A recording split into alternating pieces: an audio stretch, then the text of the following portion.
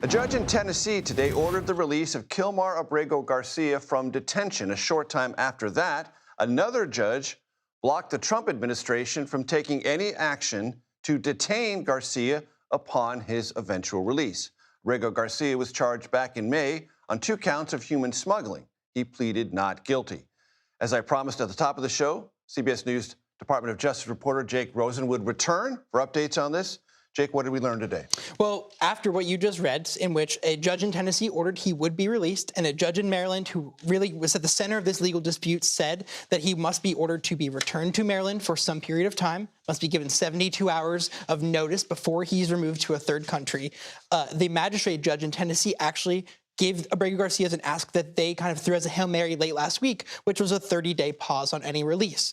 So there'll be a 30-day pause before he's potentially released from custody. Again, this legal saga has played out in both minutia and also large chunks, kind of at a stop and go since March 15th, when he was sent to El Salvador Supermax prison. The next steps in this is the Department of Justice can obviously appeal this if they want him to stay. Likeliest option is that he stays in detention for 30 days. From that point on, the Department of Homeland Security and Department of Justice really have not been on the same page about this. Pam Bondi told me at the press conference in which they announced the charges, he'd be prosecuted, put in American prison if he's found guilty, and then deported. That's not what's going to happen here. The Department of Justice put an ICE official on the stand last week in which they said, if he is released from detention at all, he's immediately handed over to ICE, who would then move to remove him expeditiously.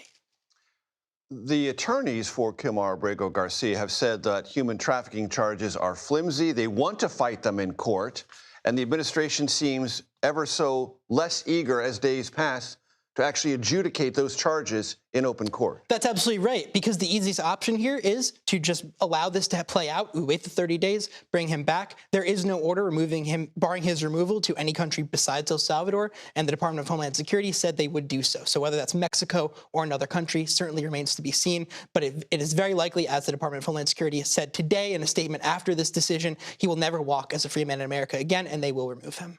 And very quickly, the attorneys for Kilmar Abrego Garcia said this was a due process victory today, at least. It absolutely is. And it restores, at least for a temporary moment of time, the status quo as if he were never wrongly deported in the first place, which goes back to the center of this, which is all his attorneys had ever asked for. Jake Rosen, appreciate it. Double hitting for us today. I appreciate it very, very much.